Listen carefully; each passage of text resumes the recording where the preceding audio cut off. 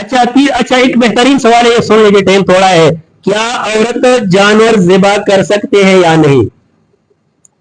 اس کے لیے میرے پاس دلیل ہے. کعب بن مالک رضی اللہ تعالیٰ عنہ، یہ ایک صحابی ہے، اور یہ حضرت عمر رضی اللہ تعالیٰ عنہ کے دور میں قاضی تھا، اور یہ بہت عالم صحابی ہے.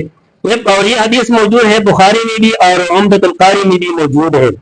ایک عورت نے ایک بکرا ذبح کیا یا بکری، اور کس چیز سے؟ پتھر سے ذبح کیا. اس کے پاس چھری نہیں تھے. جب ذبح کیا تو اس عورت حیران ہوئی کہ میں نے تو بکرا ذبح کیا یا بکری، یہ حلال ہے یہ حرام ہے؟ عورت کی ذبح کے بارے میں وہ جلدی رسول اللہ صلی اللہ علیہ وسلم کو اطلاع ہو جائے گی، بھائی اس عورت نے بکری کو ذبح کیا. رسول اللہ صلی اللہ علیہ وسلم فرمائی حلال ہے، کھاؤ.